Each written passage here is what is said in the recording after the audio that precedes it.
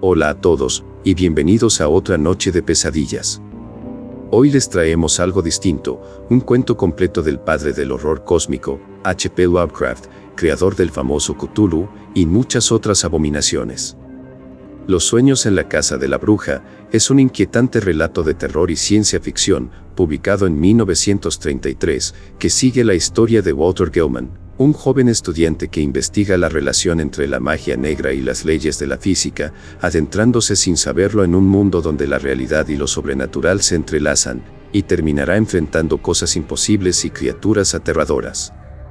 Antes de comenzar, dale me gusta y suscríbete para escuchar más relatos de terror, y ahora sí, siéntate, relájate y disfruta conmigo de esta historia.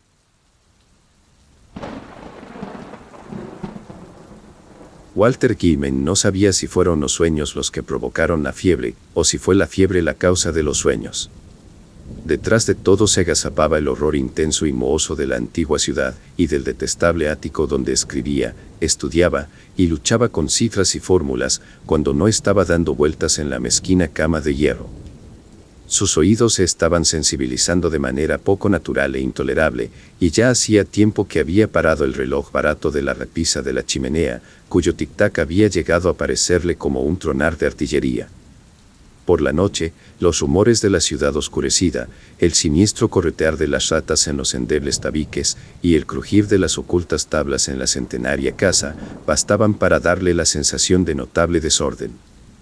La oscuridad siempre estaba llena de inexplicables ruidos, y no obstante Gilman se estremecía a veces, temiendo que aquellos sonidos se apagaran, y le permitieran oír otros rumores más leves que acechaban detrás de ellos. Se encontraba en la inmutable ciudad de Arkham, llena de leyendas y de apiñados tejados a la holandesa, que se tambaleaban sobre desvanes donde las brujas se ocultaron de los hombres del rey, en los oscuros tiempos coloniales. Y en toda la ciudad no había lugar más empapado en recuerdos macabros que el desván que albergaba a Gilman, pues precisamente en esta casa y en este cuarto se había ocultado la bruja Mason, cuya fuga de la cárcel de Salem continuaba siendo inexplicable. Aquello ocurrió en 1692. El carcelero había enloquecido y deliraba acerca de algo peludo, pequeño y de blancos colmillos, que había salido corriendo desde su celda, y ni siquiera el detective pudo explicar las curvas y ángulos dibujados sobre aquellas grises paredes de piedra, con algún líquido rojo y pegajoso. Posiblemente Gilman no debiera haber estudiado tanto. El cálculo plano y la física cuántica bastan para violentar cualquier cerebro, y cuando se los mezcla con tradiciones folclóricas y se intenta rastrear un extraño fondo de realidad multidimensional, detrás de las sugerencias espantosamente crueles de las leyendas góticas y de los fantásticos susurros junto a una esquina de una chimenea, apenas se puede esperar encontrarse completamente libre de una cierta tensión mental. Solo después de haber ingresado en el colegio universitario de Arkham empezó a asociar sus conocimientos matemáticos con las fantásticas leyendas de la magia antigua. Algo había en el ambiente de esa vieja ciudad que actuaba oscuramente sobre su imaginación.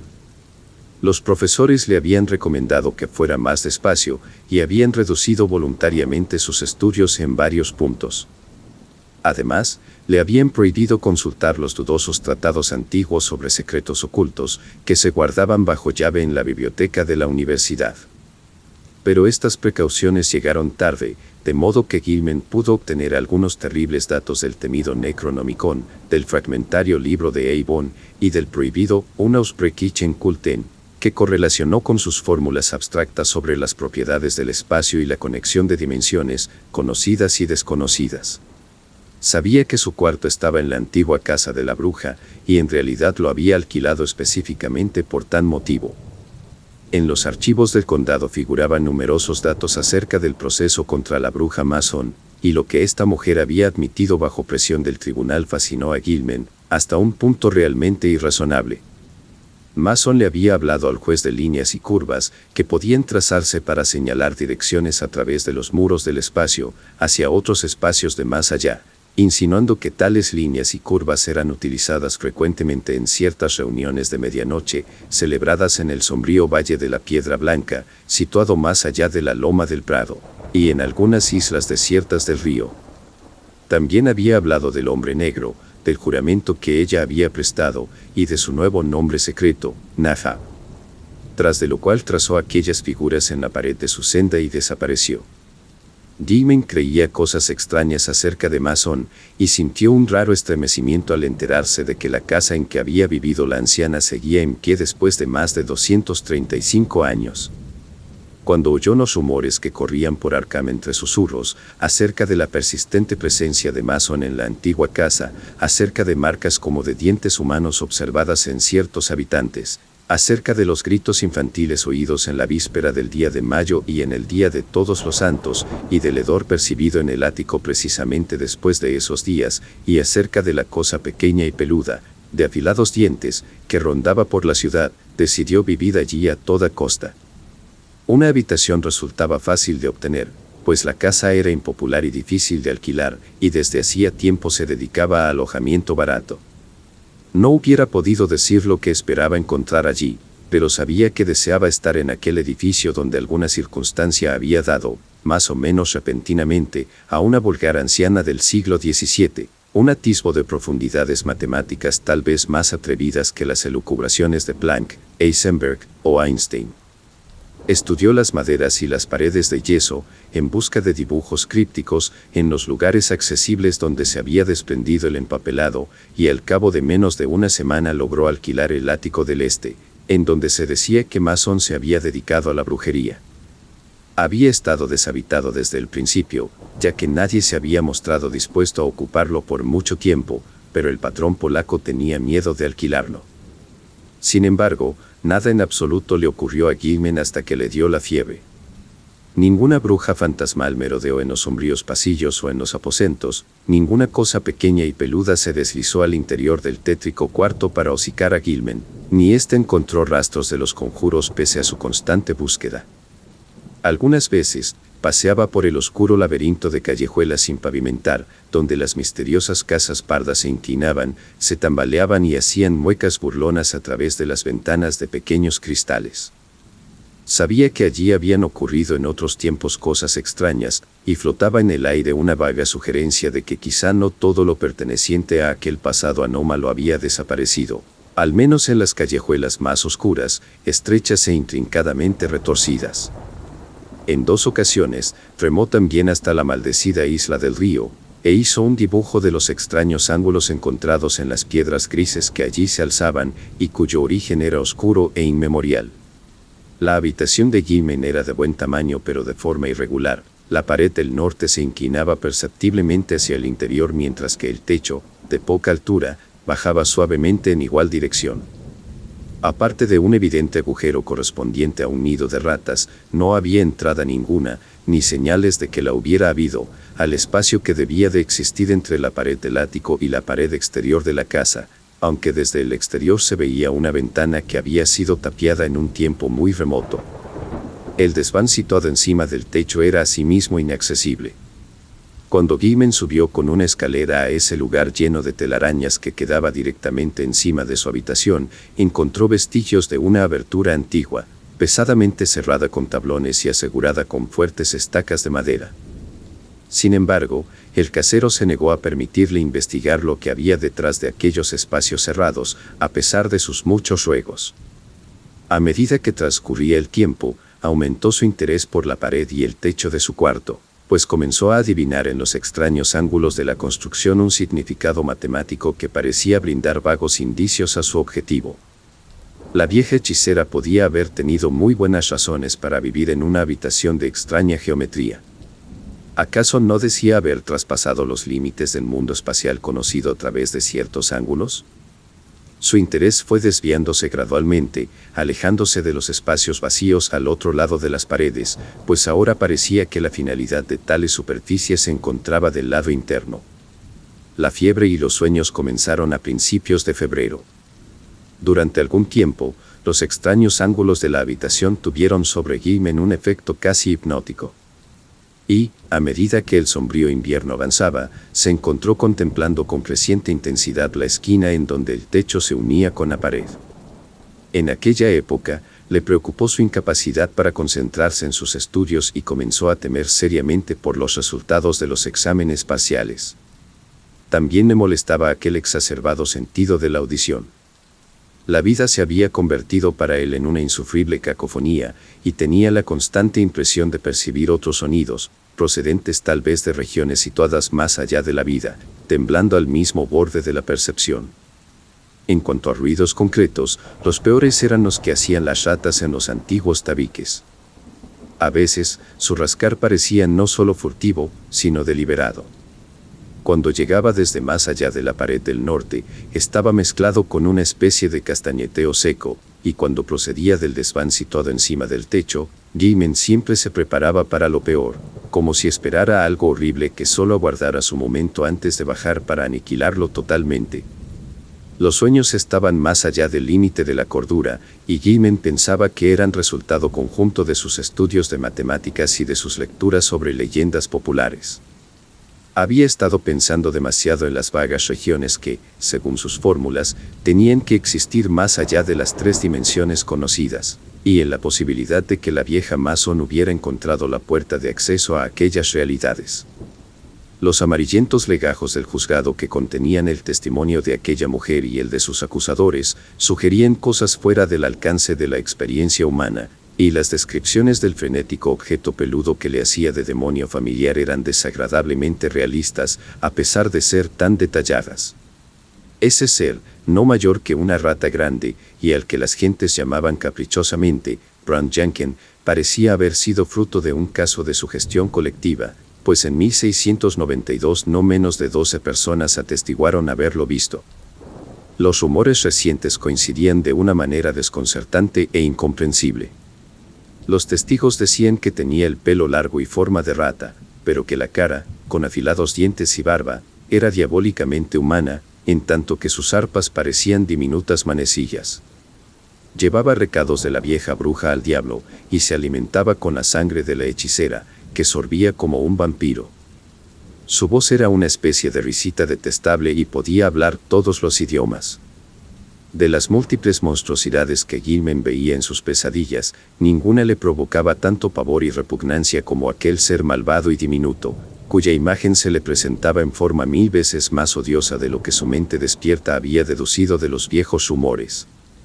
Las pesadillas de Gaiman consistían por lo general en soñar que caía en abismos infinitos, cuyas propiedades materiales y de gravitación ni siquiera podía concebir.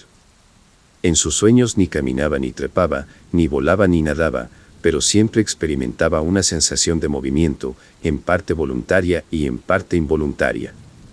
No podía juzgar bien acerca de su propio estado, pues sus brazos, piernas y torso siempre le resultaban imposibles de ver, desvanecidos en alguna clase de alteración de la perspectiva. Pero percibía que su organización física quedaba transmutada de manera mágica, aunque conservando una cierta grotesca relación con sus proporciones normales. Los abismos no estaban vacíos, sino poblados de masas anguladas de sustancia ajena a este mundo. Algunos de los objetos orgánicos tendían a despertar vagos recuerdos dormidos, aunque no podía formarse una idea consciente de lo que burlonamente imitaban o sugerían. En los últimos sueños empezó a distinguir que los objetos parecían dividirse en una especie radicalmente distinta de normas de conducta y de motivación básica. De todos estos, algunos parecían ser objetos menos ilógicos con movimientos más normales que los demás. A veces Gaiman comparaba las cosas inorgánicas con prismas, laberintos o grupos de cubos y planos. Y los elementos orgánicos le daban sensaciones diversas, de conjuntos de burbujas, de pulpos, de ciempiés, de ídolos indios vivos y con una especie de animación reptiliana. Todo cuanto veía era amenazador y terrible, y si uno de los entes orgánicos parecía, por sus movimientos, haberse fijado en él, sentía un terror tan espantoso y horrible que generalmente lo despertaba sobresaltado. Con el tiempo observó otro misterio. La tendencia de ciertos entes a aparecer repentinamente procedentes del espacio vacío o a desvanecerse con igual rapidez. La confusión de gritos y rugidos que retumbaba en los abismos desafiaba todo análisis en cuanto a tono, timbre o ritmo, pero parecía estar sincronizada con vagos cambios visuales en todos los objetos. Gaiman experimentaba el continuo temor de que pudiera elevarse hasta algún grado insufrible de intensidad durante alguna de sus oscuras fluctuaciones. pero no era en estas vorágines de alienación total cuando veía a Brown Jenkins. Aquel horror abominable estaba reservado para ciertos sueños más ligeros y vívidos que le asaltaban inmediatamente antes de caer dormido. Gaiman permanecía echado en la oscuridad, luchando para mantenerse despierto, cuando una leve claridad parecía relucir en torno a la habitación, revelando en una neblina la convergencia de los planos que se habían apoderado de su mente. La criatura parecía salir del agujero de las ratas y avanzar hacia él, deslizándose por las tablas con una maligna expectación en su diminuto y barbado rostro humano. Pero, afortunadamente, el sueño siempre se desvanecía antes que la aparición se acercara demasiado como para acariciarlo con el hocico. Tenía los dientes diabólicamente largos, afilados y caninos.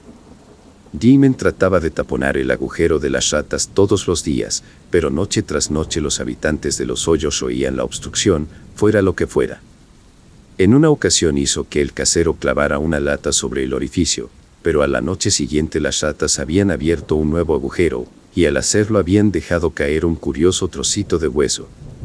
Gaiman no informó de su fiebre al doctor, pues sabía que si ingresaba en la enfermería de la universidad no podría pasar los exámenes, para cuya preparación necesitaba todo su tiempo. Aún así, le suspendieron en cálculo diferencial y en psicología general superior, aunque le quedaba la esperanza de recuperar el terreno perdido antes de terminar el curso. En marzo, un nuevo elemento entró a formar parte de su sueño preliminar, y la forma de pesadilla de Brown Jenkins comenzó a verse acompañada por una nebulosa sombra, que fue asemejándose cada vez más a una vieja encorvada.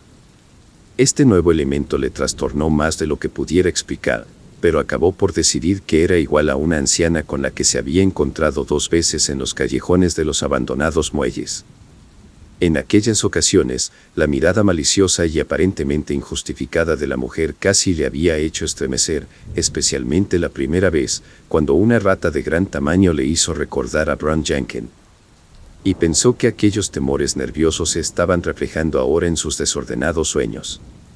No podía negar que la influencia de la casa era nociva, pero los restos de su morboso interés le retenían allí. Se convenció a sí mismo de que las fantasías nocturnas se debían solo a la fiebre, y que cuando desapareciera se vería libre de las monstruosas visiones. No obstante, aquellas apariciones resultaban convincentes, y siempre que despertaba conservaba la sensación de haber vivido lo que recordaba. Tenía la horrenda certidumbre de haber hablado en sueños con Brown Jenkins y con la bruja, los cuales le habían apremiado para que fuese a alguna parte con ellos a encontrarse con un tercer ser más poderoso. Hacia finales de marzo empezó a mejorar en matemáticas, aunque las otras asignaturas le fastidiaban de un modo creciente.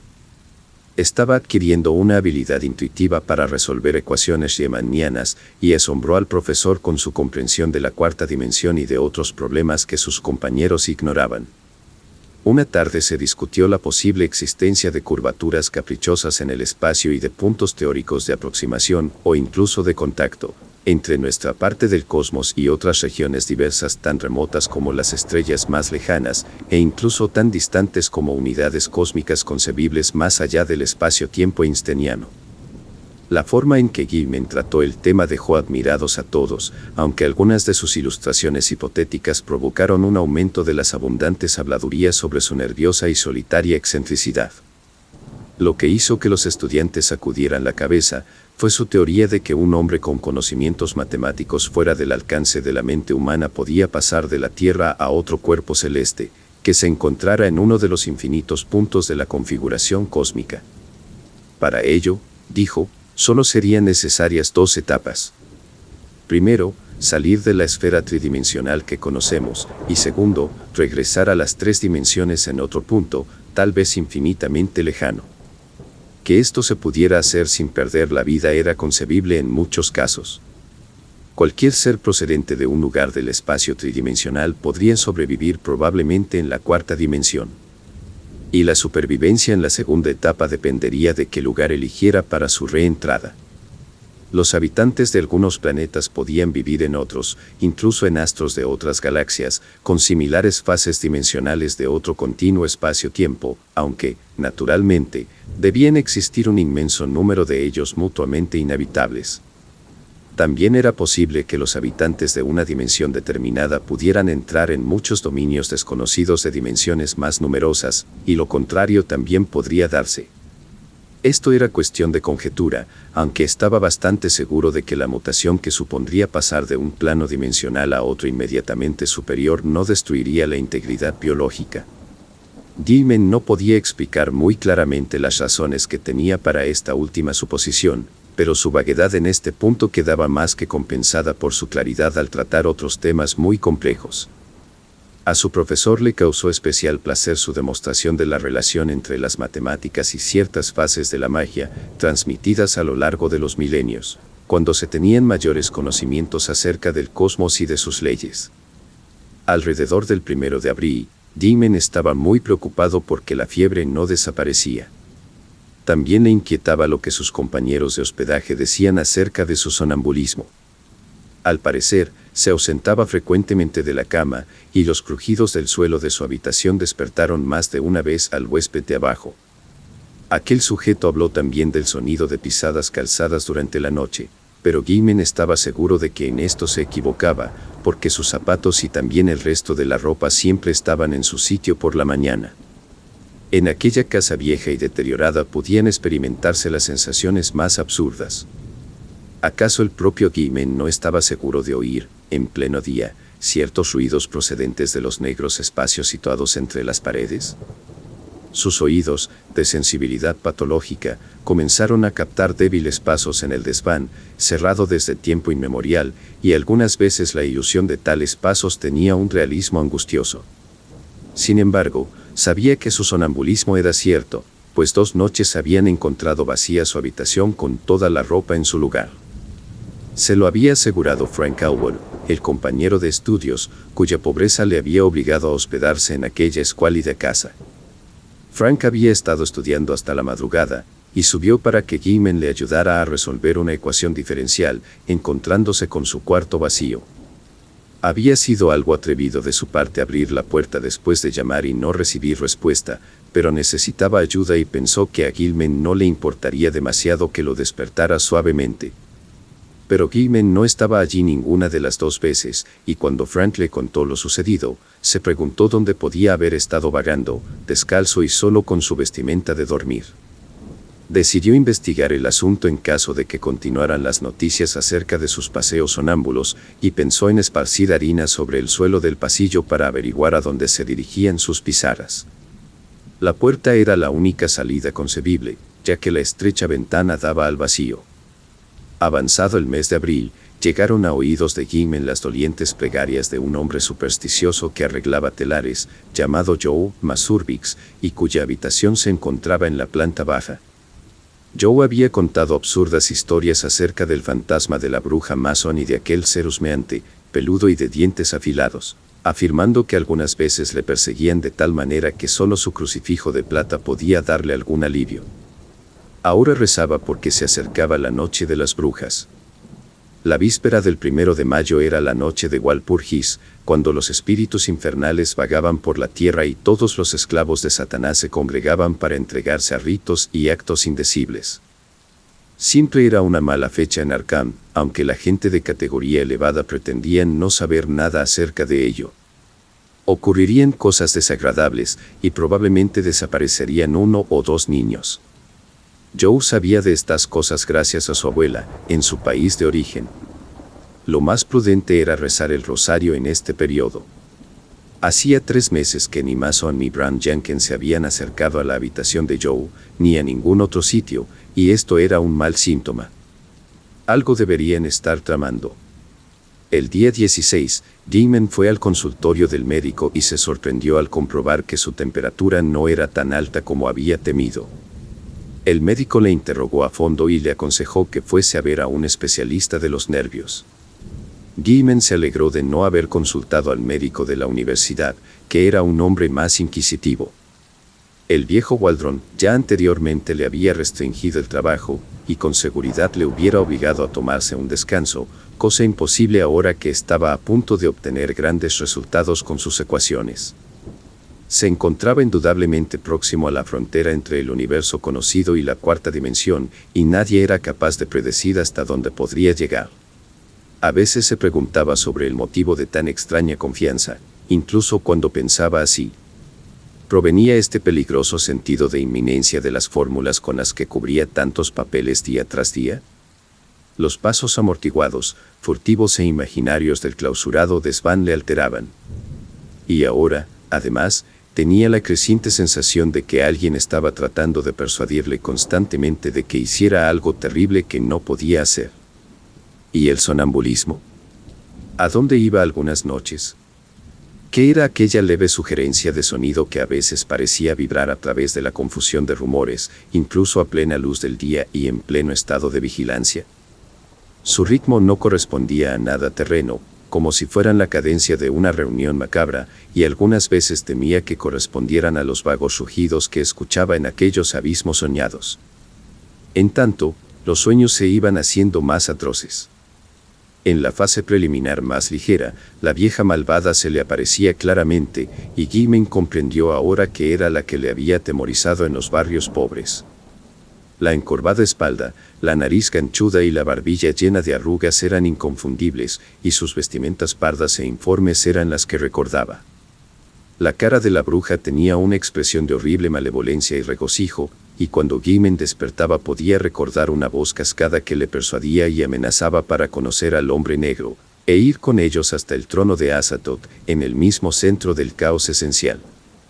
Esto era lo que decía la bruja. Tendría que firmar en el libro de Azathoth con su propia sangre y adoptar un nuevo nombre secreto, ahora que sus investigaciones independientes habían llegado tan lejos. Lo que le impedía ir con ella, con Bran Janken y con el otro ser negro al trono del caos, en torno del cual sonaban agudas flautas descuidadamente, era porque había visto el nombre Azathoth en el Necronomicon, y sabía que correspondía a un mal primordial demasiado horrible. La vieja se materializaba siempre cerca del rincón donde se unían la pared y el techo descendente. Parecía cristalizarse en un punto más cercano al techo que al suelo, y cada noche se acercaba un poco más y era más visible antes de que el sueño se desvaneciera. También Bran Janken estaba un poco más cerca cada noche, y sus colmillos amarillentos relucían odiosamente a través de una fosforescencia sobrenatural de color violeta. Sus repulsivas carcajadas de tono agudo resonaban continuamente en la cabeza de Gaiman, y por la mañana recordaba cómo la pequeña bestia había pronunciado las palabras Azathoth y Nyarlathotep. En los sueños más profundos todas las cosas eran también más visibles, y Gaiman tenía la sensación de que los abismos en penumbra crepuscular que le rodeaban eran los de la cuarta dimensión. Los entes orgánicos, cuyos movimientos parecían inconsecuentes y sin motivo, eran probablemente proyecciones de formas vitales, procedentes de nuestro propio planeta, incluidos los seres humanos. Lo que fueran nosotros en sus propias esferas dimensionales, no se atrevía a pensarlo. Dos de las cosas movedizas más normales, un conjunto grande de burbujas alargadas y prismas que giraban a gran velocidad, parecían observarle y seguirle de un lado a otro, o flotar delante de él a medida que cambiaba de posición entre gigantescos laberintos de formas que casi eran edificios. Y continuamente los gritos y rugidos se hacían cada vez más ruidosos, como si se acercaran a algún monstruoso punto final de insoportable intensidad. En la noche del 19 al 20 de abril sucedió algo nuevo. Gaiman estaba moviéndose, medio involuntariamente, por los abismos en penumbra con la masa burbujeante y el pequeño poliedro flotando delante, cuando percibió los ángulos de extraña regularidad que formaban los bordes de unos gigantescos prismas vecinos. Unos segundos después se hallaba fuera del abismo tembloroso, de pie en una rocosa ladera bañada por una intensa y difusa luz de color verde. Estaba descalzo y en ropa de dormir, y cuando trató de andar encontró que apenas podía levantar los pies debido a la elevada gravedad del lugar. Un torbellino de vapor ocultaba todo, menos la pendiente inmediata, y se estremeció al oír los sonidos que emanaban de aquel vapor. Vio entonces dos formas que se le acercaban arrastrándose con gran dificultad. La vieja y la pequeña cosa peluda. La bruja se puso trabajosamente de rodillas y consiguió cruzar los brazos de singular manera, en tanto que Bran Janken señalaba en cierta dirección con una zarpa horriblemente antropoide, que levantó con evidente dificultad. Movido por un impulso involuntario, Gimen se arrastró en la dirección señalada por el ángulo que formaban los brazos de la bruja y la diminuta garra del diabólico engendro, y antes de dar 3 pasos arrastrando los pies se encontró nuevamente en los ensombrecidos abismos. Bullían a su alrededor formas geométricas y cayó vertiginosa e interminablemente, para acabar despertando en su lecho, en el ático de la vieja casa embrujada. Por la mañana se sintió sin fuerzas para nada y no asistió a ninguna de sus clases.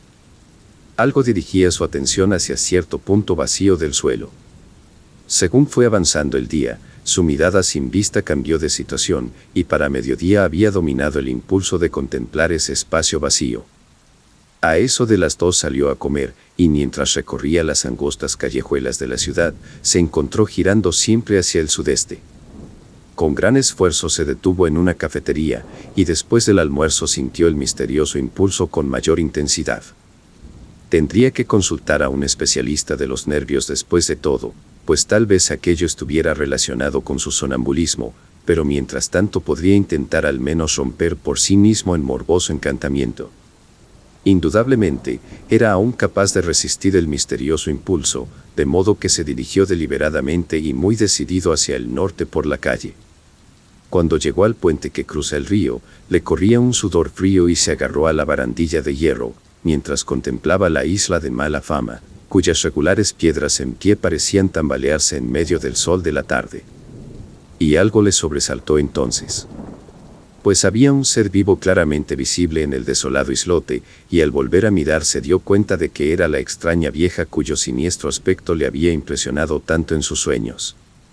También se movían las altas hierbas cerca de ella, como si algún otro ser vivo se estuviese arrastrando por el suelo. Cuando la vieja empezó a volverse hacia él, Gimen huyó precipitadamente del puente y se refugió en el laberinto de callejas del muelle.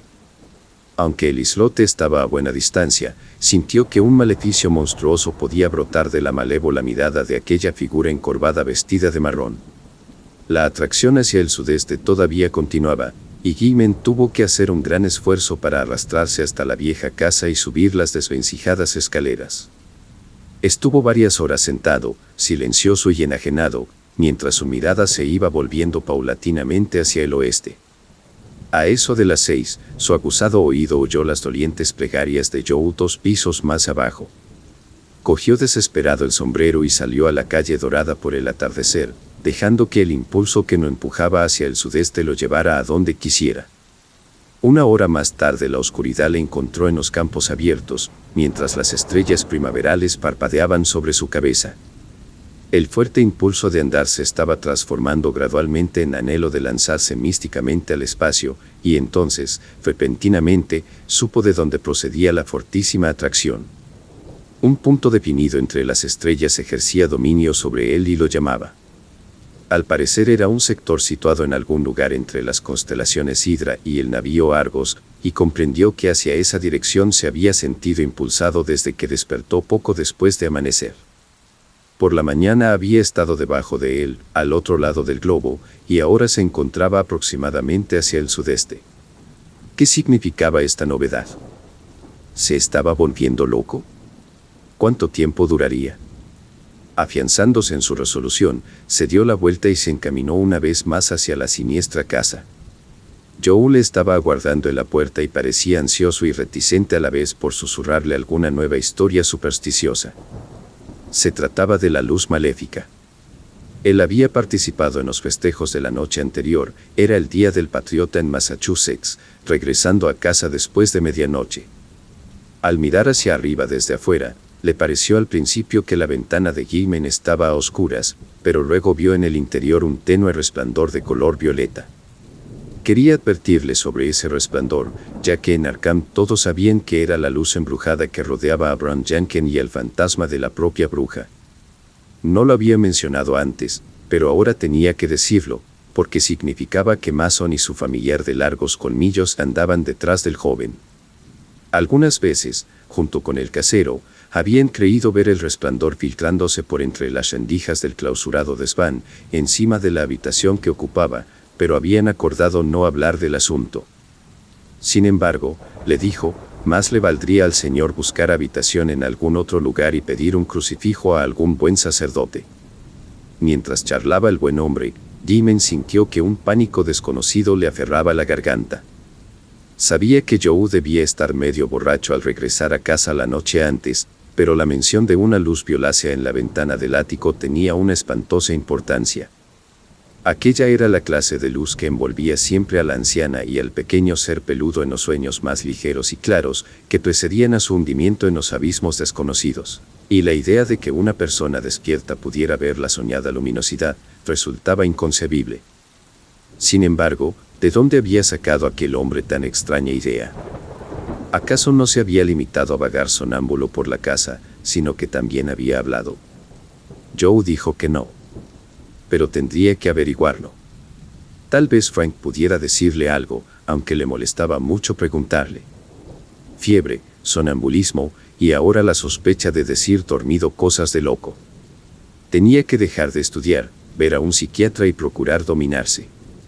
Cuando subió al segundo piso se detuvo ante la puerta de Frank, pero vio que el otro estudiante había salido. Siguió subiendo a disgusto hasta su habitación, y en ella se sentó a oscuras.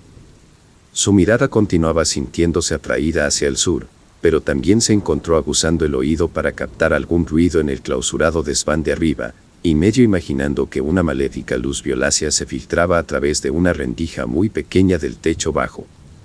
Aquella noche, mientras Jimen dormía, el resplandor violeta cayó sobre él con inusitada intensidad, y la bruja y el pequeño ser peludo se acercaron más que nunca, y se mofaron de él con agudos chillidos inhumanos y diabólicas muecas.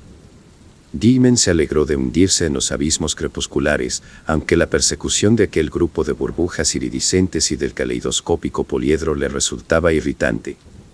Luego sobrevino un cambio, cuando vastas superficies de una sustancia de aspecto escurridizo aparecieron encima y debajo de él.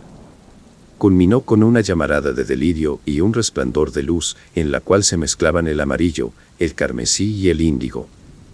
Estaba tumbado en una alta azotea, desde la cual veía una infinita selva de exóticos picos, superficies planas, cúpulas e innumerables formas aún más descabelladas.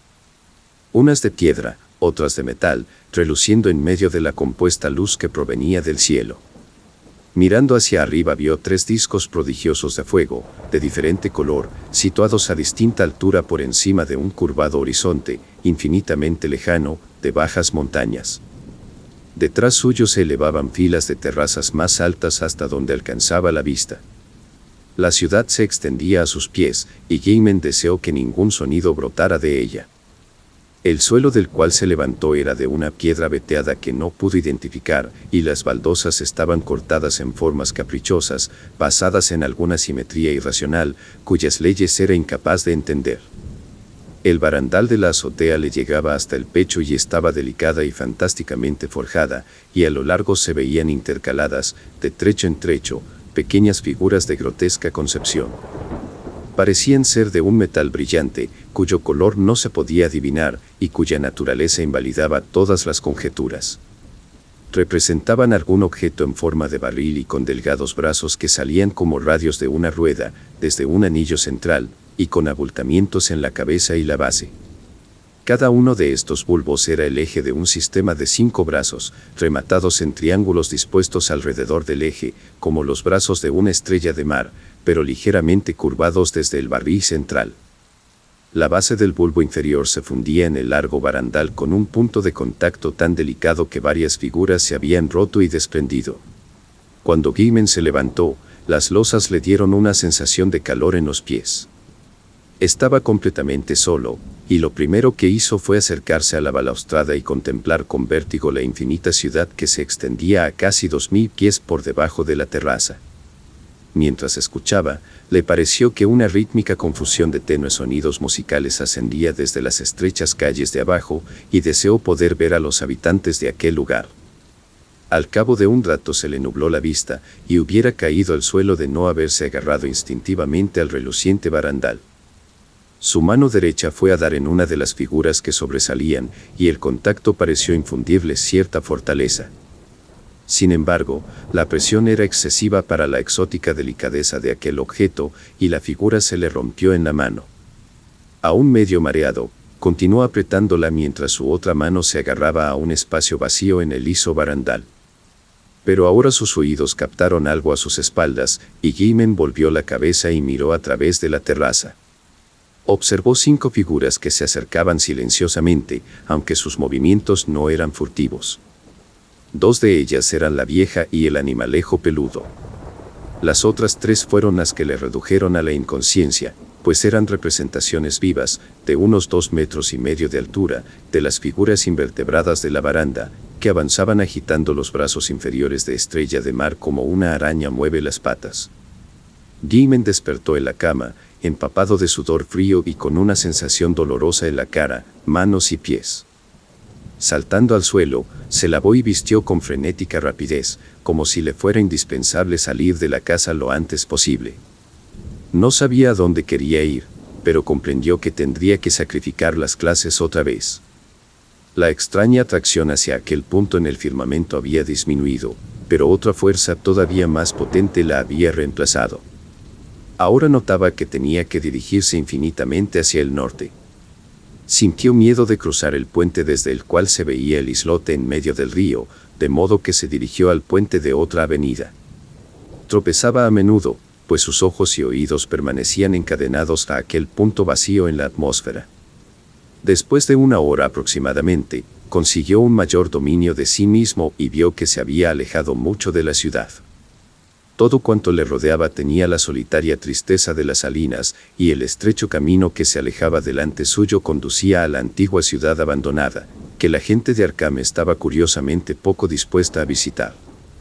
Aunque la atracción hacia el norte no había disminuido, la resistió como había aguantado el impulso de ir hacia el sur, y finalmente acabó por descubrir que casi podía contrarrestarlas una con otra.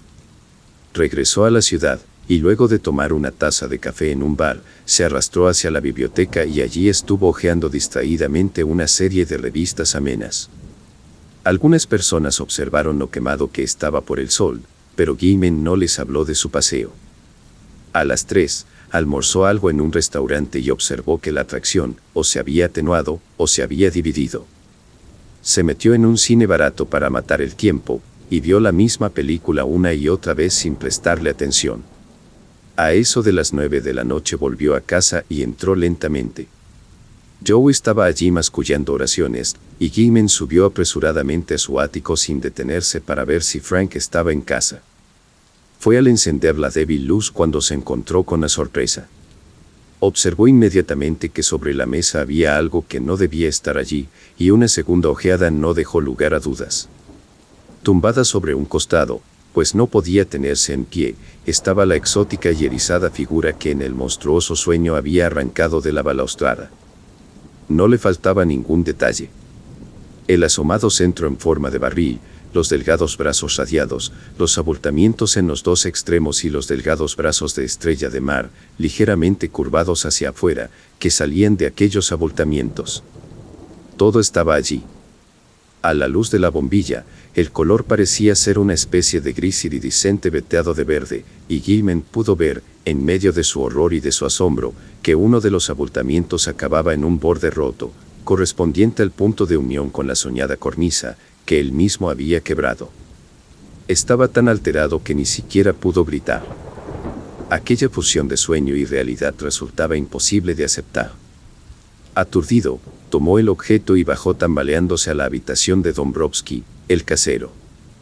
Las dolientes plegarias del supersticioso Joe se oían todavía en los húmedos pasillos, pero a Gaiman ya le tenían sin cuidado. El casero estaba en casa y le acogió amablemente. No había visto nunca aquel objeto, y nada sabía acerca de ello. Pero su mujer le había dicho que había encontrado una cosa rara de latón en una de las camas cuando limpiaba a mediodía, y tal vez fuera aquello. El casero llamó a su mujer y ella entró contoneándose a la habitación. Confirmó que en efecto, era aquello. Lo había encontrado en la cama del señor, en la parte más cercana a la pared. Le había parecido raro, pero, claro, el señor tenía muchas cosas peculiares en la habitación, como libros, objetos curiosos o cuadros. Desde luego, ella no sabía nada acerca de aquella figura.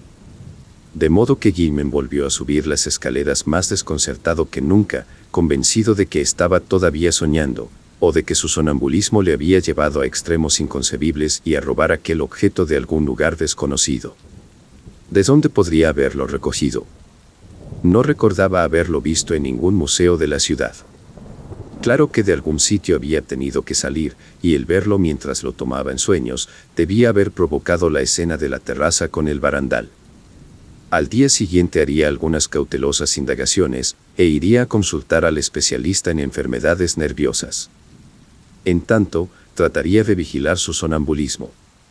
Al subir al piso de arriba y cruzar el pasillo del ático, esparció en el suelo algo de harina que había pedido prestada al casero después de explicarle francamente para lo que la quería.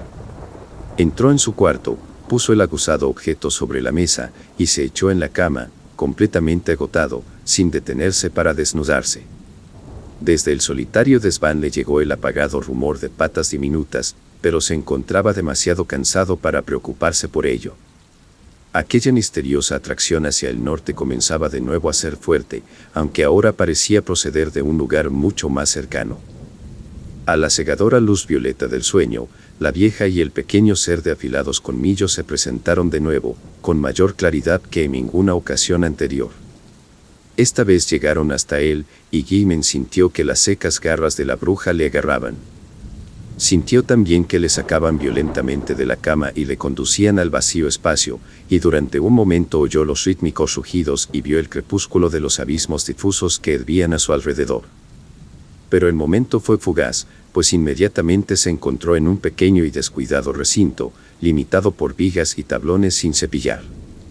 Se elevaban para juntarse en ángulo por encima de él y formaban un curioso declive bajo sus pies.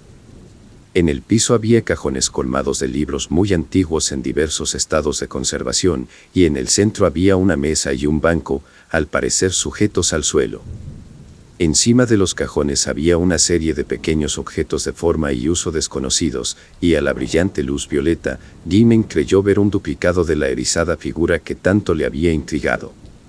A la izquierda, el suelo bajaba bruscamente, dejando un hueco negro y triangular del cual surgió tras un segundo el odioso ser peludo, de amarillentos colmillos y barbado rostro humano. La bruja, con una horrible mueca, todavía le tenía agarrado, y al otro lado de la mesa estaba parada una figura que Gaiman no había visto nunca, un hombre alto y delgado de piel negrísima, aunque sin el menor rasgo oscuro en sus facciones, completamente desprovisto de pelo o barba, y que como única indumentaria llevaba una túnica informe de pesada tela negra. No se le veían los pies a causa de la mesa y el banco, pero debía de ir calzado, pues cuando se movía se oía ruido como de zapatos. No hablaba, ni había expresión alguna en su rostro. Únicamente señaló un libro de prodigioso tamaño que estaba abierto sobre la mesa, en tanto que la bruja le ponía a Gaiman en la mano derecha una inmensa pluma de ave.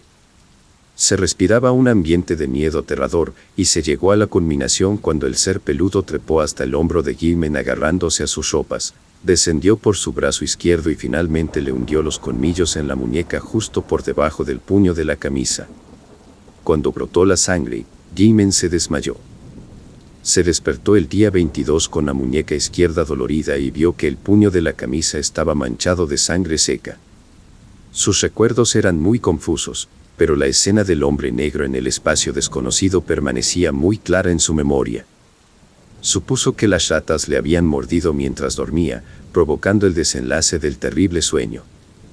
Abrió la puerta y vio que la harina que había esparcido sobre el suelo del pasillo estaba intacta, exceptuando las enormes pisadas del hombre que se hospedaba en el otro extremo del ático. De modo que esta vez no había andado en sueños. Pero algo tenía que hacer para acabar con las ratas. Hablaría con el dueño. Una vez más trató de tapar el agujero de la pared metiendo a presión una vela que parecía tener el tamaño indicado. Le zumbaban los oídos terriblemente, como con el eco de algún espantoso ruido percibido en sueños. Mientras se bañaba y mudaba de ropa, trató de recordar que había soñado después, pero en su mente no cristalizó nada concreto. La escena debía haber correspondido al desván clausurado de arriba, que tan violentamente había comenzado a obsesionarle, pero las impresiones posteriores eran débiles y confusas. Percibió señales de vagos abismos envueltos en una luz crepuscular y de otros aún más vastos y oscuros que quedaban más allá, abismos sin ninguna sugerencia fija.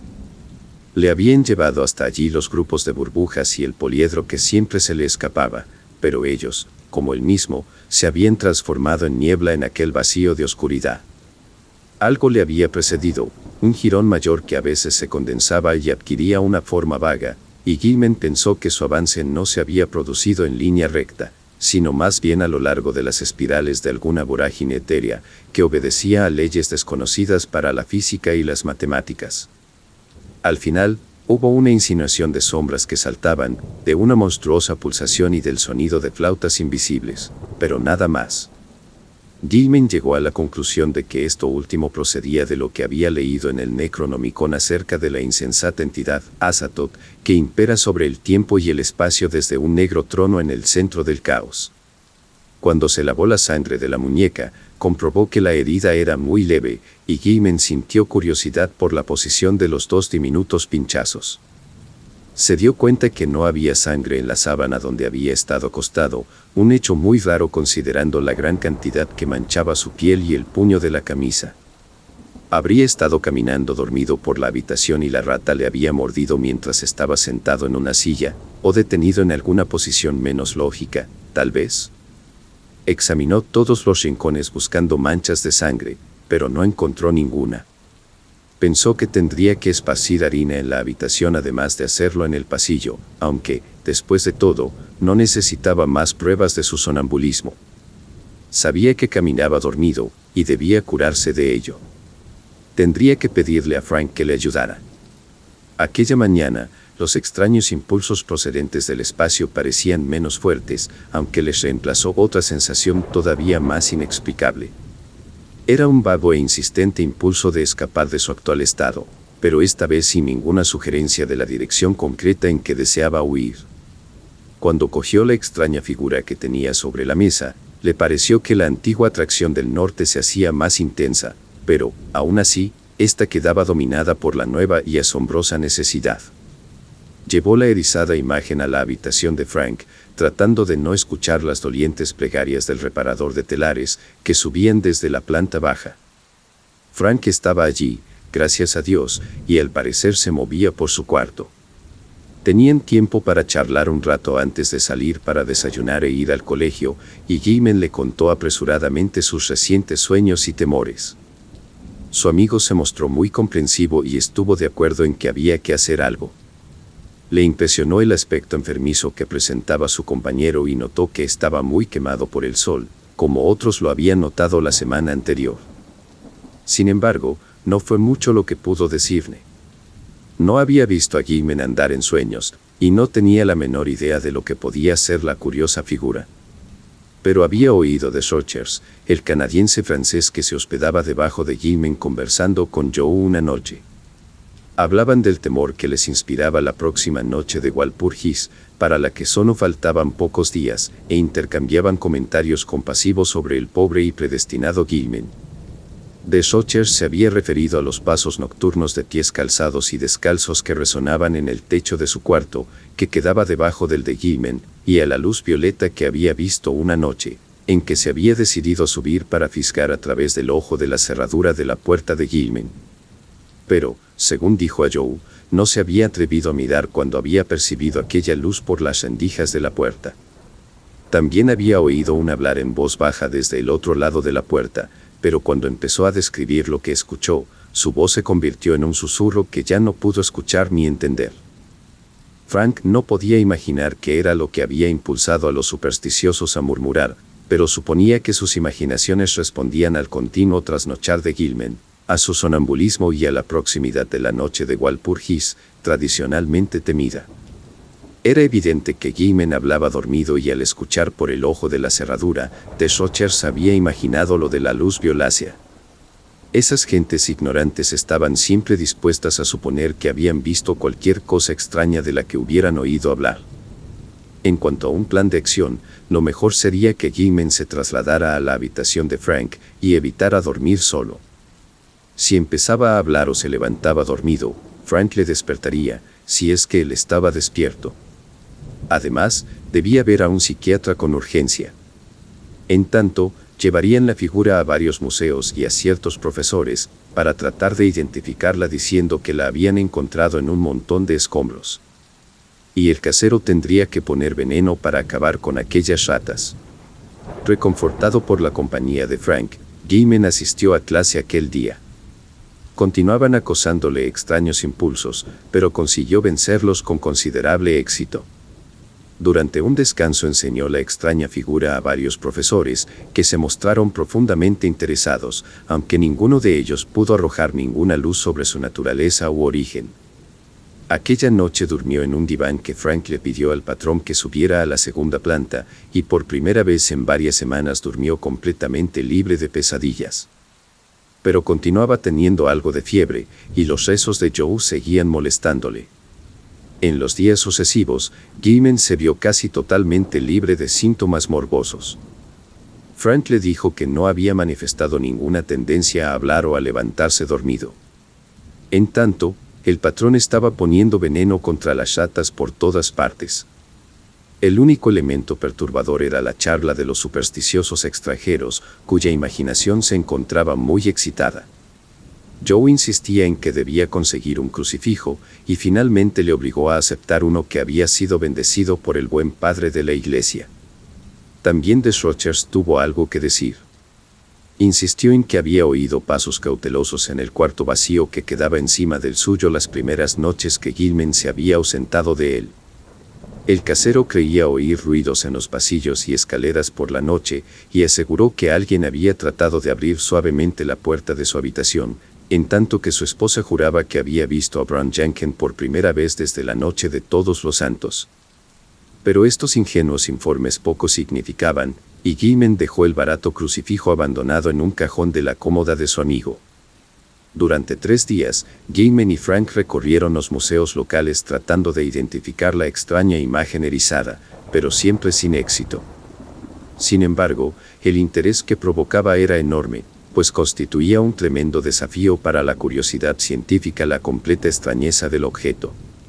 Uno de los pequeños brazos radiados se rompió, lo sometieron a análisis químico, y el profesor Ellery encontró platino, hierro y telurio en la aleación, pero mezclados con ellos había al menos otros 3 elementos, de elevado peso atómico, que la química era incapaz de clasificar. No solamente no correspondían a ningún elemento conocido, sino que ni siquiera encajaban en los lugares reservados para probables elementos en el sistema periódico. El misterio sigue hoy sin resolver, aunque la figura está expuesta en el Museo de la Universidad Miskatonic. En la mañana del 27 de abril apareció un nuevo agujero hecho por las ratas en la habitación en que se hospedaba Gaiman, pero el dueño de la vivienda lo tapó durante el día. El veneno no estaba produciendo mucho efecto, pues se continuaban oyendo carreras y rasgueos en el interior de las paredes. Frank volvió tarde aquella noche, y Gaiman se quedó levantado esperándole. No quería dormir solo en una habitación, especialmente porque al atardecer le había parecido ver a la repulsiva vieja, cuya imagen se había trasladado de manera tan horrible a sus sueños. Se preguntó quién sería, y que habría estado cerca de ella, golpeando una lata entre un montón de basura en la entrada de un patio miserable. La bruja pareció verle y dedicarle una maliciosa mueca, aunque esto quizá fue cosa de su imaginación. Al día siguiente, los 2 muchachos estaban muy cansados y comprendieron que dormirían como troncos cuando llegara la noche. Por la tarde hablaron de los estudios matemáticos que tan completa y quizá perjudicialmente habían absorbido a Gaiman, y especularon acerca de su conexión con la antigua magia y con el folclore, cosa que parecía oscuramente probable. Hablaron de la bruja Mason, y Frank convino en que Gaiman tenía buenas razones científicas para pensar que la vieja podía haber tropezado casualmente con conocimientos extraños e importantes. Los cultos secretos a los que se entregaban estas hechiceras, guardaban y transmitían frecuentemente secretos sorprendentes desde antiguas, olvidadas épocas, y no era de ninguna manera imposible que Mason hubiera dominado el arte de atravesar los muros dimensionales. La tradición subraya la inutilidad de las barreras materiales para detener los movimientos de una bruja, y quién puede decir qué es lo que hay detrás de las antiguas leyendas que hablan de viajes en escobas a través de la noche. Faltaba por ver si un estudiante moderno podía adquirir poderes similares tan solo mediante investigaciones matemáticas.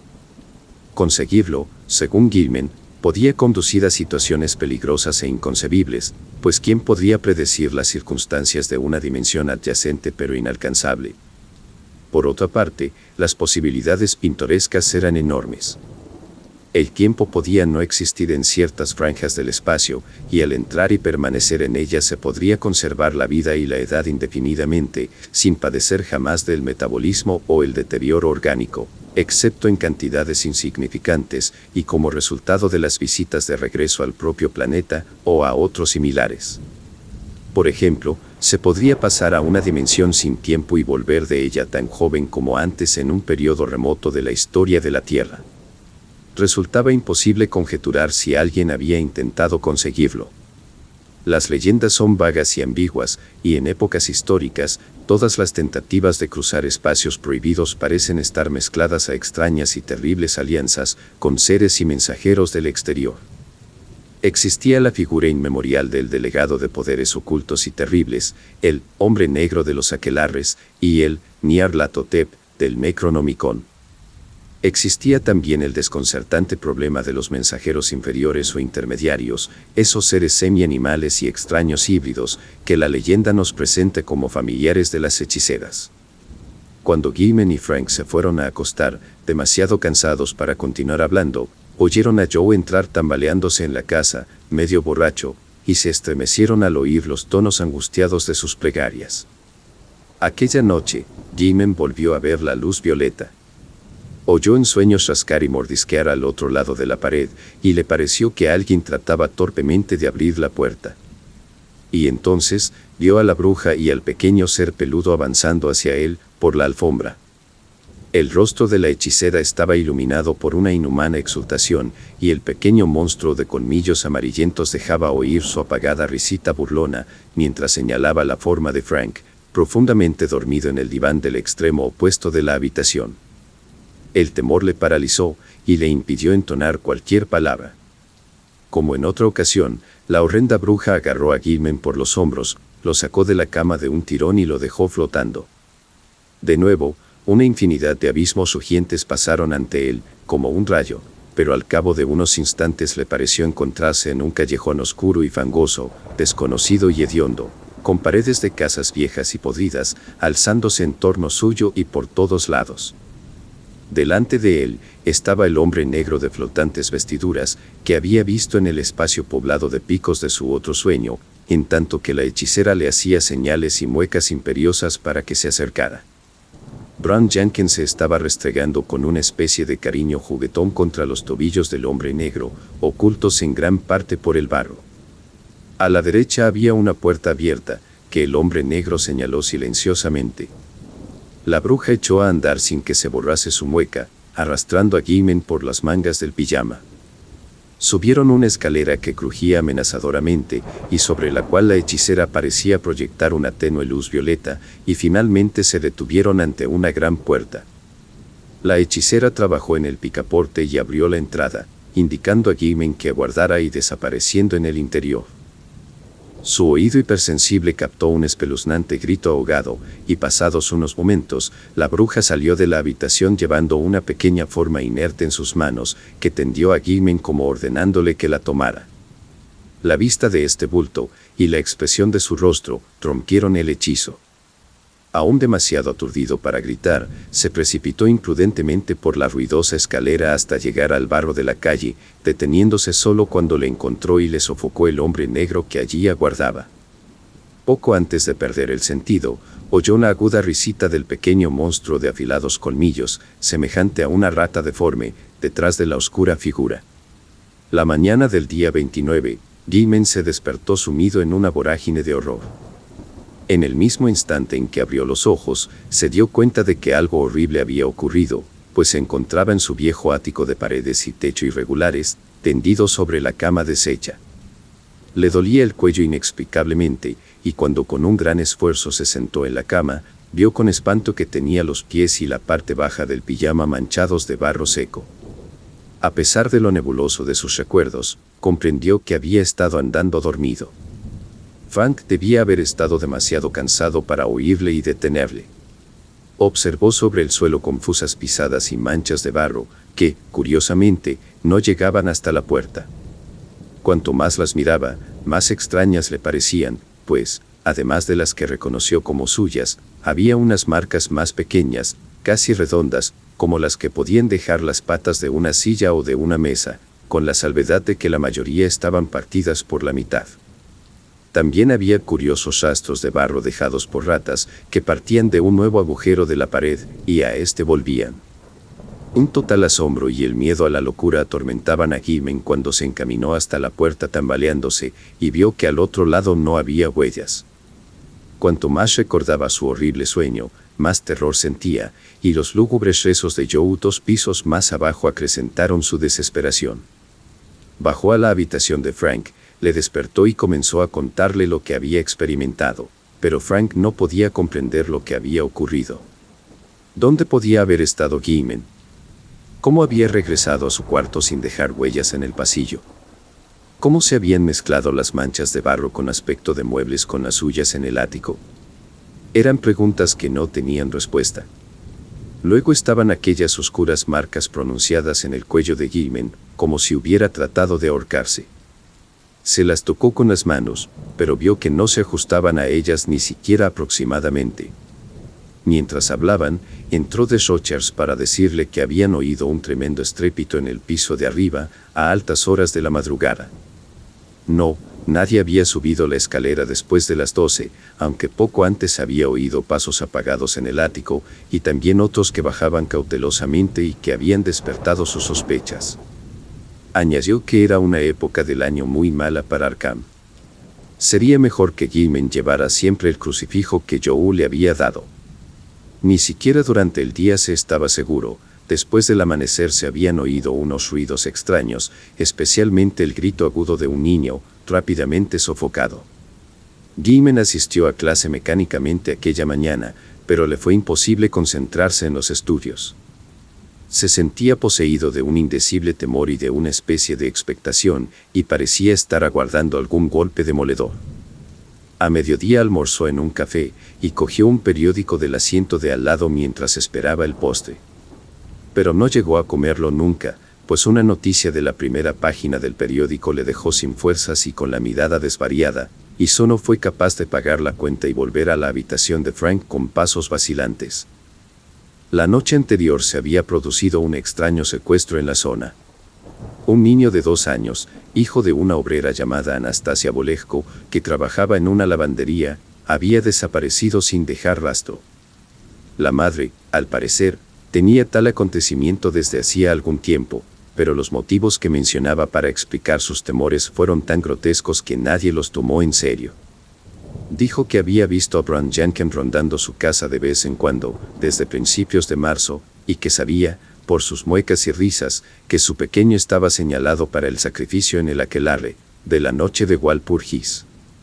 Había pedido a su vecina que durmiera en su cuarto y tratara de proteger al niño, pero ésta no se había atrevido. No pudo recurrir a la policía, porque no creían en tales cosas. Todos los años se llevaban a algún niño de esta forma, desde que ella podía recordar. Y su amigo tampoco había querido ayudarla, porque deseaba librarse del niño. Pero lo que más impresionó a Gilman fueron las declaraciones de un par de trasnochadores que pasaron caminando por la entrada del callejón poco después de medianoche. Reconocieron que estaban bebidos, pero ambos aseguraron haber visto a 3 personas vestidas de manera estrafalaria entrando en el callejón. Una de ellas, según dijeron, era una figura negra gigantesca envuelto en una túnica, la otra una vieja andrajosa. Y el tercero, un joven muchacho con su ropa de dormir. La vieja arrastraba al muchacho, y una rata mansa iba restregándose contra los tobillos del encapuchado y hundiéndose en el barro de color oscuro. Gilman permaneció sentado toda la tarde sumido en estupor, y Frank, que ya había leído los periódicos y conjeturado ideas terribles con lo que allí se decía, así le encontró todavía cuando llegó a casa. Esta vez no podían dudar de que algo muy grave había ocurrido y los estaba amenazando. Entre los fantasmas de las pesadillas y las realidades del mundo objetivo, se estaba cristalizando una monstruosa e inconcebible relación, Y solamente una intensísima vigilancia podría evitar acontecimientos todavía más horrorosos. Jimen tenía que consultar a un psiquiatra, tarde o temprano, pero no precisamente ahora cuando todos los periódicos se ocupaban del rapto de aquel pobre niño. Lo que había sucedido era muy enigmático, y por el momento tanto Jimen como Frank suponían, en voz baja, las cosas más descabelladas. ¿Acaso Jimen había conseguido inconscientemente un éxito mayor del que suponía, con sus estudios sobre el espacio y sus dimensiones? ¿Había salido realmente de nuestro entorno terrestre, para llegar a lugares no adivinados e inimaginables? ¿En dónde había estado, si es que había estado en algún sitio, aquellas noches de demoníaco extrañamiento? Los abismos en penumbra resonando con sonidos terribles, la loma verde, la terraza abrasadora, la atracción de las estrellas, el negro torbellino final, el hombre negro, el callejón embarrado y la escalera, la vieja bruja y el horror peludo de afilados colmillos, los grupos de burbujas y el pequeño poliedro, el extraño tostado de su piel, la herida de la muñeca, los pies manchados de barro, las señales en el cuello, y las leyendas de los extranjeros supersticiosos. ¿Qué significaba todo aquello? ¿Hasta qué punto podían aplicarse a un caso semejante las leyes de la cordura? Ninguno de los dos pudo conciliar el sueño aquella noche, pero al día siguiente no fueron a clase y estuvieron dormitando durante horas. Eso fue el 30 de abril. Con el crepúsculo llegaría la diabólica hora del aquelarre que todos los extranjeros y los viejos supersticiosos temían. Joe regresó a casa a las 6 de la tarde con la noticia de que la gente susurraba en el molino que el aquelarre tendría lugar en el oscuro barranco al otro lado del río, donde se levanta la antigua piedra blanca, en un paraje extrañamente desprovisto de toda vegetación. Algunos habían informado a la policía aconsejando que buscaran allí al desaparecido niño de Anastasia, aunque no creían que se hiciera nada. Joe insistió en que el joven estudiante no dejara de llevar el crucifijo, y Jimen le obedeció para complacerle, dejando que el artefacto le pendiera por debajo de la camisa. Avanzada la noche, los dos muchachos estaban sentados medio dormidos en sus sillas, arrullados por los rezos del mecánico de telares en el piso de abajo. Jimen intentaba mantenerse despierto, y sus oídos sobrenaturalmente agudizados parecían esforzarse en captar algún sutil y temido murmullo, casi apagado por los ruidos de la vieja casa. Recuerdos malsanos de cosas leídas en el Necronomicon y en el libro negro brotaron en su mente, y se encontró balanceándose, ajustando sus movimientos con abominables ritmos pertenecientes a las más grotescas ceremonias del aquelarre, cuyo origen se decía se remontaba a un tiempo y a un espacio ajenos a los nuestros. Al cabo se dio cuenta de que estaba tratando de escuchar los infernales cánticos de los celebrantes en el distante y tenebroso valle. ¿Cómo sabía Jimen tanto acerca de la cuestión? ¿Cómo conocía la hora en que Nahab y su acólito iban a aparecer con la rebosante vasija que seguiría al gallo y a la cabra? Vio que Frank se había quedado dormido y trató de llamarle para que despertara. Pero algo le cerró la garganta. No era dueño de sí mismo.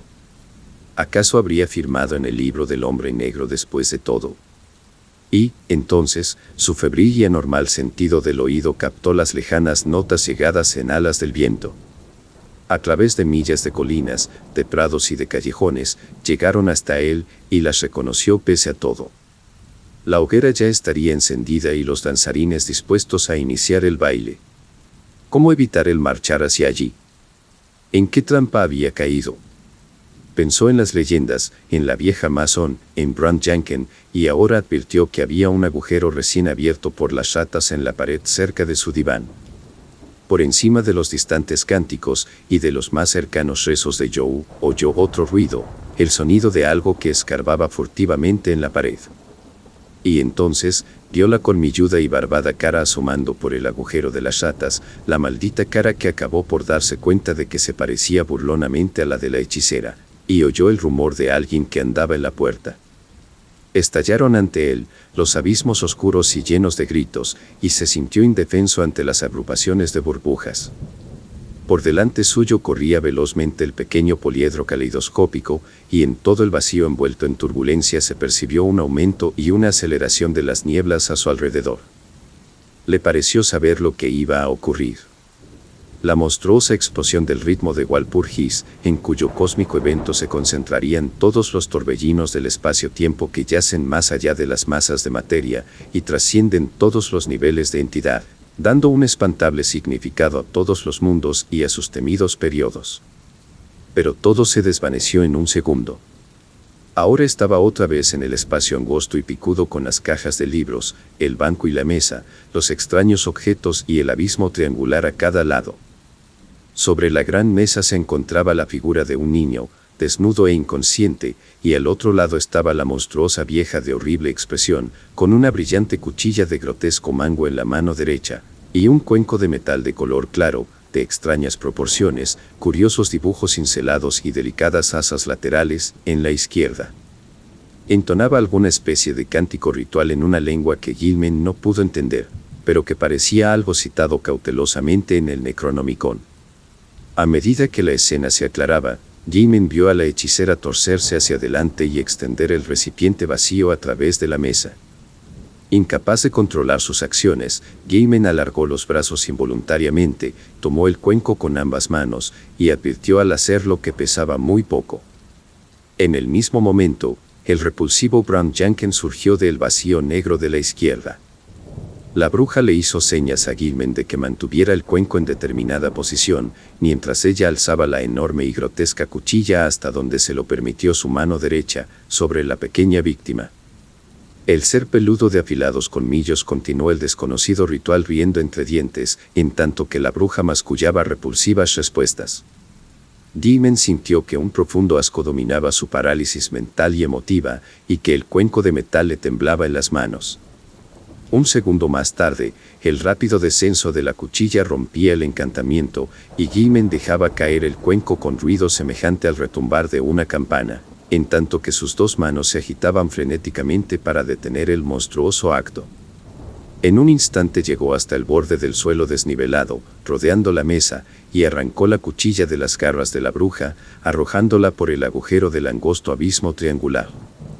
Pero, pasados unos instantes, las garras asesinas se cerraban sobre su cuello, en tanto que la arrugada cara de la bruja masón adquiría una expresión de enloquecida furia.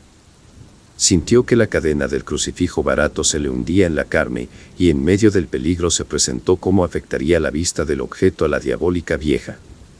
La fuerza de la hechicera era completamente sobrehumana, pero mientras ella trataba de estrangularle, Gilman se abrió la camisa con esfuerzo y tirando del símbolo de metal, rompió la cadena y lo dejó libre. Al ver la cruz, la bruja pareció ser víctima del pánico y aflojó su agarre lo suficiente como para que Gilman pudiera zafarse de ella. Se liberó de las garras que le atenazaban el cuello y hubiera arrastrado a la bruja hasta el borde del abismo si aquellas arpas no hubieran recobrado nuevas fuerzas para cerrarse de nuevo sobre su garganta. Esta vez, Gilman decidió responder de igual manera y agarró el gollete de la hechicera con sus propias manos. Antes que ella pudiera darse cuenta de lo que él hacía, le rodeó el cuello con la cadena del crucifijo y un momento después apretó lo suficiente hasta cortarle la respiración. Cuando ya se agotaba la resistencia de la hechicera, Gilman notó que algo le mordía en el tobillo, y vio que Brown Jenkins había acudido en defensa de su amiga. Con un salvaje puntapié lanzó a aquel engendro al interior del abismo, y lo escuchó quejarse desde el fondo de algún lugar lejano.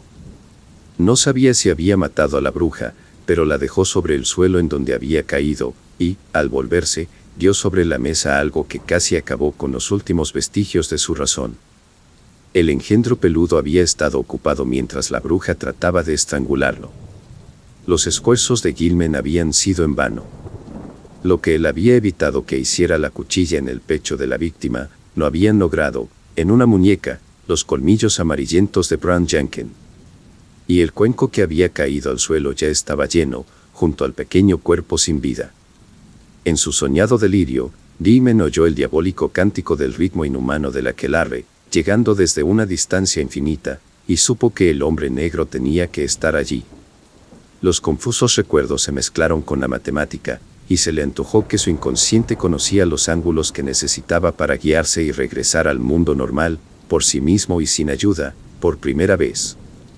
Se sintió seguro de encontrarse en el desván, herméticamente cerrado desde tiempo inmemorial, de encima de su habitación, pero le parecía muy dudoso escapar a través del suelo en declive o de la trampa cerrada hacía tantos años. Además, huir de un desván soñado no le conduciría sencillamente a una casa imaginada, a una proyección anómala del lugar que realmente buscaba. Se encontraba completamente ofuscado en cuanto a la relación sueño-realidad de lo que había experimentado.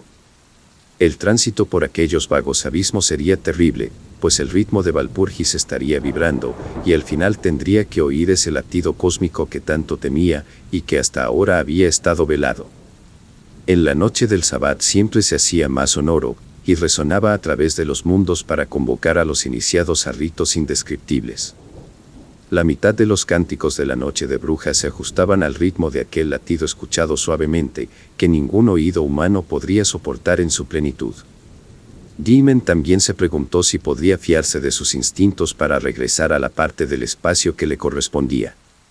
¿Cómo podía estar seguro de no aterrizar en aquella ladera de un planeta lejano, o en la terraza almenada sobre la ciudad de monstruos de tentáculos, o en algún lugar situado más allá de nuestra galaxia, en las negras vorágines de ese vacío de caos, en donde reina Azathoth, el demonio sultán desprovisto de mente? Inmediatamente antes de lanzarse, se apagó la luz violeta y Gaiman quedó en la más completa oscuridad. La bruja, la vieja masón, aquello debía significar su muerte. Y mezclados con los remotos cánticos de la noche del Sabbat y con los quejidos de Bran Janken en el abismo inferior, le pareció oír otros gemidos más frenéticos que llegaban desde profundidades desconocidas. Encontraron a Gaiman en el suelo del ático de extraños rincones mucho antes de que amaneciera, pues el terrible grito había hecho acudir inmediatamente a The Rochers y al casero, a su esposa y a Joe, e incluso había despertado a Frank, que dormía en su sillón. Gaiman estaba vivo, con los ojos abiertos y fijos, pero parecía medio inconsciente. Tenía en el cuello las señales dejadas por las manos asesinas, y una rata le había mordido en el tobillo. Tenía la ropa muy arrugada y el crucifijo de Joe había desaparecido. Frank pensó atemorizado, rehusando imaginar la respuesta, acerca de qué nueva fórmula habría adoptado el sonambulismo de su amigo. Joe estaba medio aturdido por una señal que decía haber recibido en respuesta a sus plegarias, y se persignó frenéticamente cuando se oyó el chillido de una rata que llegaba desde el otro lado de la pared ladeada. Una vez acomodado Gaiman en la cama, en la habitación de Frank, enviaron a buscar al Dr. Malkovsky, un médico de la vecindad de probada discreción. Le puso 2 inyecciones hipodérmicas que le relajaron y le sumieron en un sueño reparador. El enfermo recobró el conocimiento varias veces durante el día y narró a Frank algunos pasajes de sus pesadillas más recientes. Fue un proceso muy penoso, y desde el principio se puso de manifiesto un hecho desconcertante. Gaiman, cuyos oídos habían mostrado últimamente una anormal sensibilidad, estaba ahora completamente sordo. Volvieron a llamar al Dr. Malkovsky sin tardanza, y dijo que Gaiman tenía los 2 tímpanos destrozados, como resultado de algún estruendo superior al que cualquier ser humano pudiera concebir o soportar. Como había podido oír semejante ruido en las últimas horas sin que despertara todo el valle, era más de lo que el honrado médico podía decir. Frank escribió su parte de la conversación, y así pudieron comunicarse los 2 amigos. Ninguno de ellos podía explicarse aquel caótico asunto y decidieron que lo mejor que podían hacer era dejar de pensar en ello. Pero estuvieron de acuerdo en marcharse de aquella maldita casa lo antes posible. Los periódicos de la noche hablaron de una batida llevada a cabo por la policía, poco antes del amanecer, en un desfiladero de más allá del río, donde alborotaban unos curiosos noctámbulos, mencionando que la piedra blanca había sido objeto de supersticiones desde hacía mucho tiempo. No se habían practicado detenciones, pero entre los fugitivos que huyeron se creyó ver a una persona negra y enorme. En otra columna se decía que no se habían encontrado rastros del niño desaparecido. El horror que coronó todo sobrevino aquella misma noche. Frank jamás lo olvidaría, y no pudo volver a clase durante el resto del curso debido a la crisis nerviosa que sufrió como consecuencia de ello. Le pareció oír a las ratas del otro lado del tabique durante toda la velada, pero les prestó poca atención. Fue luego, mucho después de que Gaiman y él se hubieran acostado, cuando comenzaron los atroces gritos. Frank saltó de la cama, encendió la luz y se acercó hasta el sofá en que dormía su amigo. Gilman daba gritos de naturaleza realmente inhumana, como si estuviera sometido a una tortura indescriptible. Se retorcía bajo las sábanas, y una gran mancha roja empezaba a extenderse en las mantas. Frank apenas se atrevió a tocarle, pero, poco a poco, fueron disminuyendo los gritos y la agitación. Para entonces, el dueño de la vivienda, junto con The Rochers, Joe y el huésped del piso alto se habían reunido en la puerta de la habitación, y el casero había enviado a su mujer a telefonear al doctor Malkovsky. Un grito se les escapó a todos, cuando algo que parecía una rata de gran tamaño saltó del ensangrentado lecho, y huyó por el suelo hasta un nuevo agujero recién abierto en la pared. Cuando llegó el médico y comenzó a retirar las ropas de la cama, Walter Gilman ya había muerto. Sería una atrocidad hacer algo más que insinuar lo que causó la muerte a Gilman. Casi tenía un túnel abierto en el cuerpo, y algo le había comido el corazón. El casero, desesperado porque el veneno que había esparcido contra las ratas no había surtido efecto, rescindió su contrato de alquiler y antes de que transcurriera una semana se había ido con todos sus antiguos huéspedes a una casa destartalada pero menos vieja, situada en la avenida. Durante algún tiempo lo peor fue mantener callado a Joe, pues el taciturno mecánico de telares jamás estaba sobrio y siempre andaba gimiendo y mascullando acerca de espectros y cosas terribles. Parece que aquella última y espantosa noche, Joe se había agachado para ver de cerca las huellas rojas que había dejado la rata tras su escape. Sobre la alfombra aparecían confusas, pero había un trozo del piso al descubierto desde el borde de la alfombra hasta el friso de la pared. Allí Joe encontró algo monstruoso, o creyó encontrarlo, pues nadie se mostró de acuerdo con él, a pesar de la indudable extrañeza de las huellas.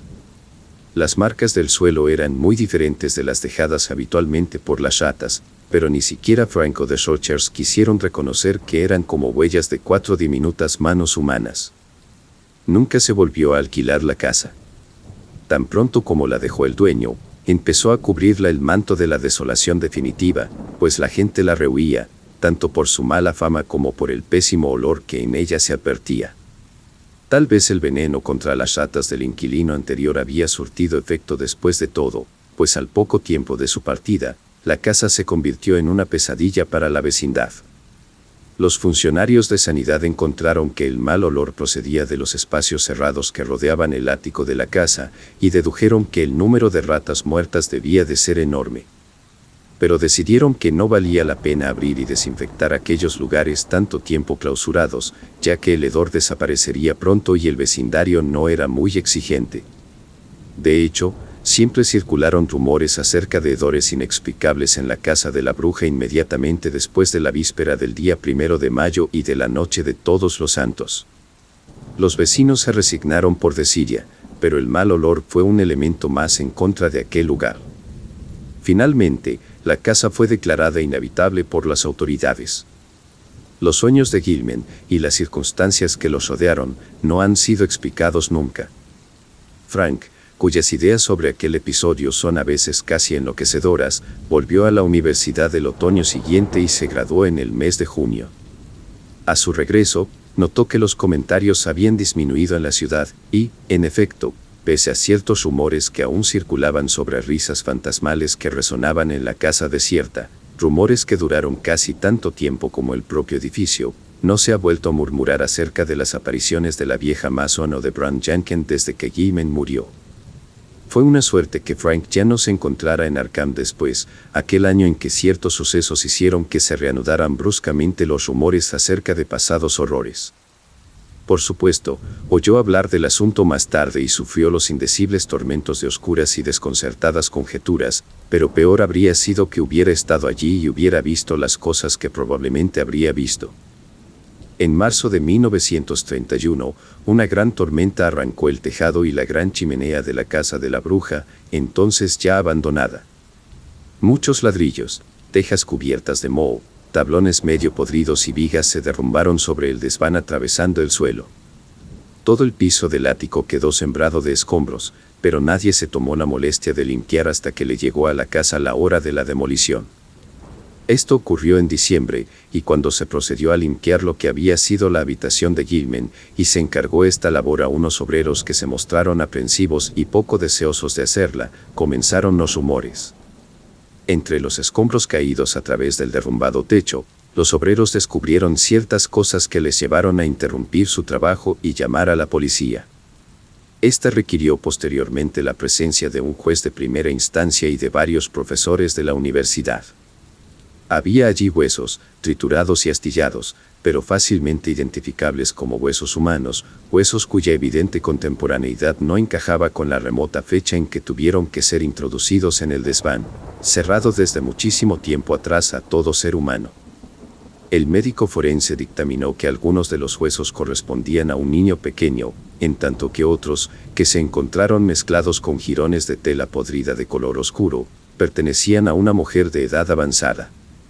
El cuidadoso examen de los escombros permitió también encontrar gran cantidad de huesos de ratas atrapadas en el derrumbamiento, y otros huesos más antiguos roídos de tal modo por unos pequeños colmillos que fueron y son aún motivo de controversia y reflexión. Se hallaron también trozos de libros y papeles, y un polvo amarillento consecuencia de la total desintegración de volúmenes y documentos todavía más antiguos. Todos los libros y escrituras, sin excepción, parecían ser de magia negra en sus formas más avanzadas y espantosas, y la fecha evidentemente reciente de algunos de ellos sigue siendo un misterio tan inexplicable, como la presencia allí de huesos humanos.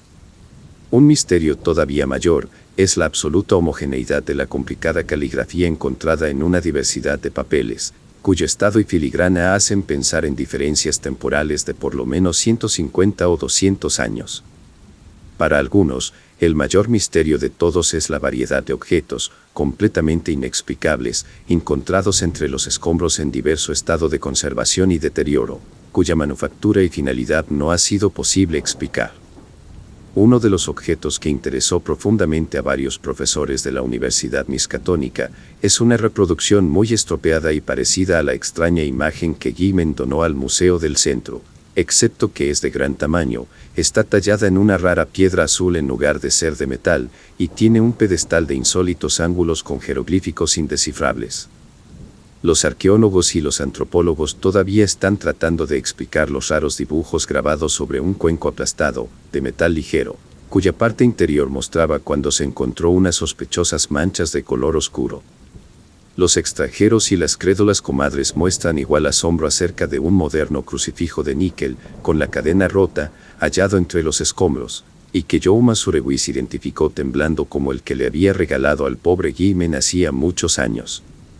Creen algunos que las ratas arrastraron el crucifijo hasta el desván cerrado, en tanto que otros piensan que debió quedar tirado en algún rincón del cuarto que ocupó Gilman. Y aún hay otros, entre ellos el mismo Joe, que sostienen teorías demasiado descabelladas y fantásticas para que pueda creerlas ninguna persona sensata. Cuando se derribó la pared ladeada de la habitación de Gilman, se vio que el espacio triangular cerrado que quedaba entre el tabique y el muro de la casa contenía una cantidad muy inferior de escombros, incluso teniendo en cuenta su tamaño, que el propio ático. Pero fue encontrado allí un horrible depósito de materiales de mayor antigüedad y que dejó a los obreros paralizados de espanto. En pocas palabras, el suelo era un verdadero osario de huesos infantiles, unos bastante recientes, mientras que otros retrocedían en infinita gradación hasta un periodo tan remoto que su pulverización era casi total. Sobre esa profunda capa de huesos descansaba una gran cuchilla de evidente antigüedad, de forma grotesca y exótica y muy ornada, sobre la cual se habían acumulado los escombros. En medio de esos desechos, embutido entre un tablón caído y un montón de ladrillos de la chimenea, había un objeto destinado a provocar en Arkham mayor perplejidad, disimulado temor y rumores supersticiosos, que los que hubiera despertado cualquier otra cosa hallada en la casa maldita. Era el esqueleto, parcialmente aplastado, de una enorme rata, cuyas anomalías anatómicas todavía son tema de discusión entre los miembros del Departamento de Anatomía de la Universidad. Es muy poco lo que ha trascendido acerca de ese esqueleto, pero los obreros que lo descubrieron susurran con voz autorizada acerca de los largos pelos de color oscuro relacionados con él. Los huesos de las diminutas patas, según los rumores, hacen pensar en las extremidades de un mono diminuto más que de una rata, mientras que el pequeño cráneo, con sus afilados colmillos de color amarillo, es extraordinariamente anómalo, y visto desde ciertos ángulos, se asemeja a una parodia, degradada de manera monstruosa y en miniatura, de un cráneo humano. Los obreros se aterraron cuando encontraron este blasfemo vestigio, pero luego encendieron velas de agradecimiento en la iglesia de San Estanislao porque pensaron que aquella risita aguda y fantasmal ya nunca se volvería a oír.